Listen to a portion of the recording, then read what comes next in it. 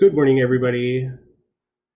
I'm going to do a DGP exercise with you guys.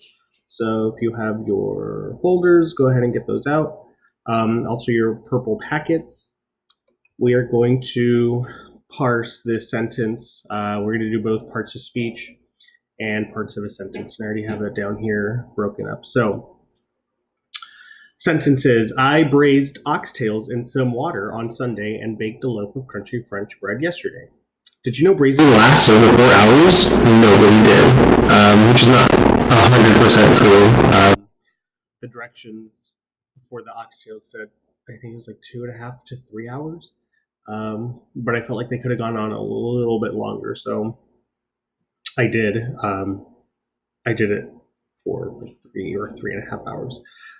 Okay, so go ahead and press pause because right now I am going to go ahead and give you all of the answers for the sentence.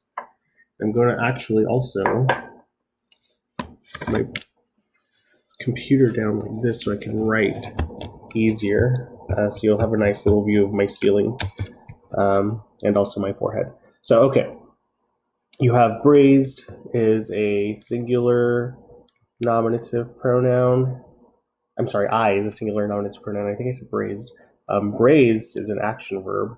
Oxtails is a common noun. Preposition for in. Some would be an adjective. Water would be a common noun. Another preposition for on. And then Sunday is a proper noun. And is easy, that's a coordinating conjunction. Baked is another action verb. A is an article. Loaf is a common noun. Of is another preposition. Crunchy is an adjective. And French is a proper adjective. And then bread is a common noun. And then yesterday is an adverb. Now here, kind of like with what last week, what we had said, the reason why these are both adjectives is because you could say it is a loaf of crunchy bread, eliminate French, or at the same time, you could say that it is a loaf of French bread and just get rid of crunchy. And both of them work fine. So neither of these are dependent on the other. This word crunchy is not describing French. It's describing the bread. And then here did is an auxiliary verb. You is, this could be one of two things. It could be a plural nominative, or depending on the context, if I'm only talking to one person, it would be a singular nominative. So if we were taking a quiz, this would be correct if you put plural or singular. Excuse me. No is an action verb. Hello, yeah, it's an action verb. Braising, in this context now, we're going to label that as a gerund. And then last is an action verb. Well, actually, no, I'm going to say last is a linking verb, not action verb. Over is a preposition. For is an adjective. And then ours is a common noun. Nobody here is an indefinite pronoun.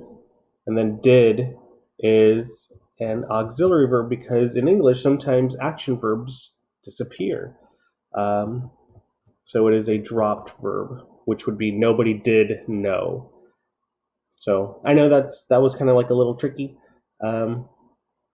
Next, when we go over here to parts of a sentence, I have it labeled for you. So if you want to go ahead and take a minute, write that down before I go over the answers. Meanwhile, I will regale you with a tale. Not really regale you, I guess, but I'm going to tell you that I'm making shallot spaghetti today. And I had to go buy these flat fillets of anchovies.